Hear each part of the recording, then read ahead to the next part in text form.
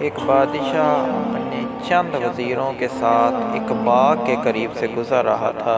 باغ سے کچھ پتھر آ کر اس بادشاہ کو لگے۔ بادشاہ نے ان پتھروں کو دیکھا اور اپنے وزیروں سے کہا، جاؤ اور اس پتھر مارنے والے شخص کو پکڑ کر میرے پاس لے آؤ۔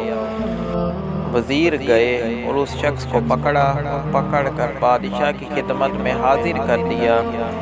بادشاہ نے اس شخص کو پوچھا کہ یہ پتھر تم نے کہاں سے لیے؟ تو وہ شخص کہنے لگا، میں گھر سے جنگل کی طرف جا رہا تھا تو رستے میں میں نے ان پتھروں کو پڑے ہوئے دیکھا، بہت خوبصورت تھے، چمک رہے تھے، تو میں نے یہ پتھر اٹھائے اور اٹھا کر اپنی جیب میں بھر لیے اور چلتا چلتا اس باغ میں پہنچا۔ مجھے بھوک لگ رہی تھی، میں نے دیکھا سامنے درخت پر پھل لگے ہوئے ہیں، تو میں ان پھلوں کو توڑنے کے لیے ان پتھروں کا استعمال کرنے لگا۔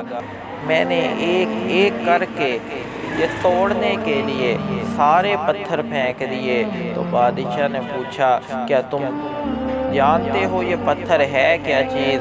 اس شخص نے کہا، نہیں میں یہ نہیں جانتا۔ بادشاہ نے پوچھا، کیا تم ان کی قیمت کو جانتے ہو؟ وہ شخص کہنے لگا، نہیں میں ان کی قیمت کو بھی نہیں جانتا۔ تو بادشاہ نے اس سے کہا، او بے وقوف، سن، یہ پتھر نہیں بلکہ انمول ہیرے تھے جن کو تو اپنی غفلت کے سبب ضائع کر چکا ہے تھے، اور اگر تم ان کو بیچ دیتے تو تم ساری زندگی بغیر کسی کام کیے سکون سے گھر بیٹھ کر کھا سکتے تھے۔